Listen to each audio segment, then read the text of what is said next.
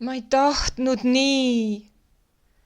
Kui tihti me hüüatame sel moel, kes harvemini, kes sagedamini, aga ilmselt igaüks meist on seda vähemalt korra oma elus hüüatanud. Meil on mingi ettekujutus olemas, milline peaks välja tulema toit, soeng või päeva kulgemine ja meile ei mahu pähe, kui välja tuleb kuidagi teisiti. Siis valdab tunne, et ma olen läbi kukkunud. Ma pole hakkama saanud. Ma olen koba, käpard või mis armsate tiitlitega me end üle külvame. Ja muidu väidame, et meil pole fantaasiat.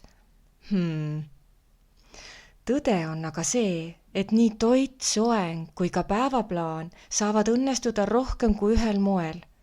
Ja see, et nad ei tule välja nii, nagu me ette kujutasime, ei tähenda, et me oleks ebaõnnestunud. Elu on suur loterii ja iial ei tea, millised võimalused meile seekord kätte tulevad. Lahendus, mida me pole plaaninud, võib osutuda hoopis paremaks kui see, mida ise oskasime ette kujutada. Kogemata juhtu võib olla lahenduseks rohkem kui ühele küsimusele, millele vastust otsime. Oled sa kunagi teinud sööki või midagi muud, teadmata, milline see välja tuleb? Võtad ühe, teise, kolmanda koostisosa, mida iial pole koos kasutanud ja vaatad, mis välja tuleb.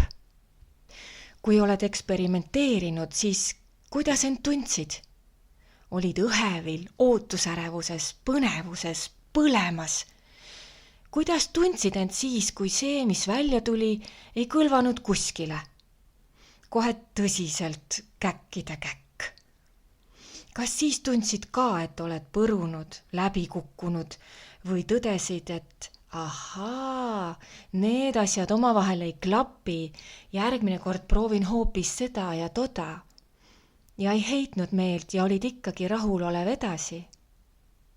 Just sellise avatud meelega, et kui tulemus on midagi muud kui see, mis ma ootasin või eeldasin, jääda ikka enesekindlaks ja rahulolevaks, tulebki võtta elu loterii tulemusi.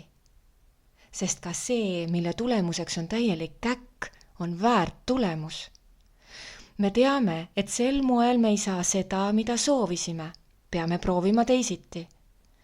Kui aga tulemuseks on lihtsalt hoopis midagi muud, siis teame, kuidas saada tulemuseks seda midagi muud, mis võib olla parem kui see, mida oskasime loota. Igal juhul, ära lase endas kaduma minna otsijat, eksperimentaatorit, avastajat, kes ei heida meelt ka siis, kui töö või tegevus annab ootamatuid tulemusi.